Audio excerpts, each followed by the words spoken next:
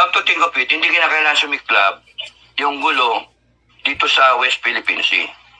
Pero by the looks, dito sa atin sisiklab. Dito sa atin. Kasi parang ano yan pagka worst comes to worst, magkaroon ng bakbakan, at least yung battleground Pilipinas, safe yung Taiwan.